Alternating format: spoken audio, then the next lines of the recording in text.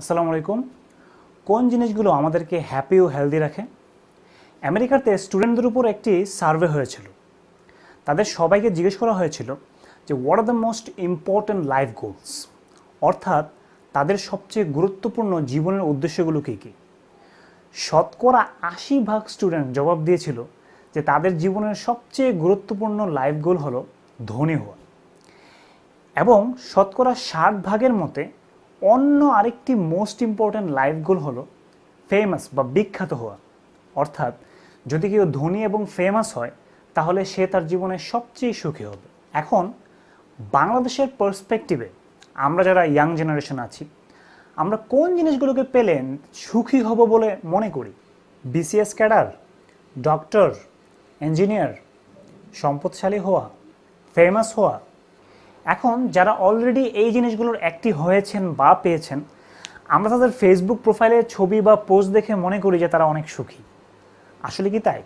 আমেরিকার হার্ভার্ড ইউনিভার্সিটির school of মেডিসিনে 1938 সাল থেকে 724 জন লোকের জীবনযাপন, তাদের পরিবার, চাকরি ইত্যাদির উপর গবেষণা চালানো হয়। গবেষণাটি সমাজের আর্থিকভাবে দুর্বল তথা ফ্যাক্টরি ওয়ার্কার থেকে শুরু করে উচ্চবিত্ত ধনী লোকদের অন্তর্ভুক্ত করা হয়। আমেরিকার জন্য প্রেসিডেন্টও গবেষণায় স্যাম্পল হিসেবে আছে। দীর্ঘ 82 বছর যাবৎ গবেষণাটি চলমান আছে, এবং তার ফলাফল হিসেবে গবেষণাটির ফোর্থ ডিরেক্টর, হার্ভার্ডের স্কুল অফ মেডিসিনের প্রফেসর রবার্ট ওয়েলডেঞ্জার বলেন যে টাকা, খ্যাতি, ভালো চাকরি, সুন্দরী বউ বা হ্যান্ডসাম জামাই আমাদের সুখী করে। যে জিনিসটি আমাদের সুখী করে তা হলো good relationship with our family and relatives. মানে হলো আমাদের পরিবার পরিজন ও আত্মীয় স্বজনদের সাথে ভালো সম্পর্ক আমাদেরকে সুখী রাখে। পরিবার পরিজন বলতে আমাদের মা বাবা, স্ত্রী, সন্তান, ভাই বোন ইত্যাদি বোঝায়।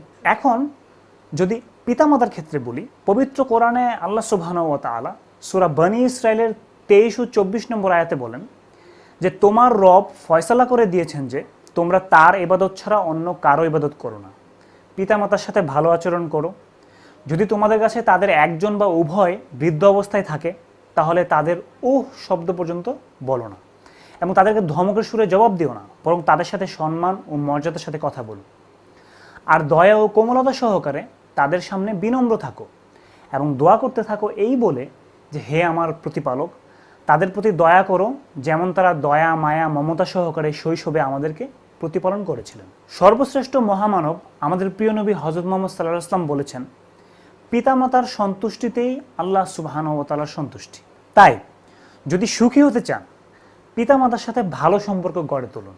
আপনার খ্যাতি, চাকরি আপনাকে সুখী করবে না, বাবা মার খেদমত আপনাকে সুখী করবে। এখন যদি আমরা স্ত্রী ও সন্তানদের বিষয়ে বলি, হাদিস শরীফে এসেছে আমাদের প্রিয় নবী সাল্লাল্লাহু আলাইহি ওয়াসাল্লাম বলেছেন, তোমাদের মধ্যে সর্বাধিক ভালো মানুষ তারাই যারা তাদের স্ত্রীদের সঙ্গে ভালো ব্যবহার করে। স্ত্রীদের সাথে হাসি মুখে কথা বলা, ভালো আচরণ করা, স্ত্রীর কাজে হেল্প করা, কৌতুক করা সুন্নত ও সওয়াবের কাজ। আর আমাদের সমাজে কি হয়, সুখ আসবে কিভাবে আমাদের? যদি সুখী হতে চান, স্ত্রীর সাথে ভালো আচরণ করুন, স্ত্রীর সাথে রোমান্টিক আচরণ করুন। ছোটবেলায় যে পিতামাতা সন্তানদের প্রতি মনোযোগী হবেন না, তাদের কথার কোনো রেসপন্স দিবেন না, বিজনেস দেখাবেন, সময় দিবেন না, আপনারা যখন বৃদ্ধ হবেন তখন আপনাদের সন্তানেরাও আপনাদের প্রতি মনোযোগী হবে না। এখন যদি আত্মীয় স্বজনের সম্পর্কে বলি, নবীজি সাল্লাল্লাহু আলাইহি ওয়াসাল্লাম বলেছেন, আত্মীয়তার সম্পর্ক ছিন্ন করে জান্নাতে প্রবেশ করবে না। আমাদের সমাজে আত্মীয়তার সম্পর্ক নষ্ট করা একটি সাধারণ বিষয় হয়ে দাঁড়িয়েছে, কিন্তু এই সম্পর্কগুলোর ব্যাপারে সতর্ক থাকা উচিত। আত্মীয় স্বজনের খোঁজ খবর নেওয়া, সামর্থ্য অনুযায়ী সাহায্য করার ব্যাপারে আল্লাহ তাআলা ও তার রাসূল গুরুত্ব আরোপ করেছেন। তাই চাকরি জীবনে বা ব্যবসায় সফলতা কখনো মানুষকে সুখী করতে পারে না। সে ব্যক্তিই সুখী যে তার পারিবারিক জীবনে সুখী। চাকরি ব্যবসা তো আমরা করবই, বিসিএস ক্যাডার কেউ হলে বা ডক্টর কেউ হলে, ইঞ্জিনিয়ার কেউ হলে সে তো চাকরি করবেই, কিন্তু পাশাপাশি আপনার এই ছোট জীবনের সময়গুলো আপনার বাবা মা, স্ত্রী, সন্তান ও আত্মীয় স্বজনের খেদমতের কাজে লাগান ও সুখী ও স্বাস্থ্যবান জীবনযাপন করুন। ধন্যবাদ।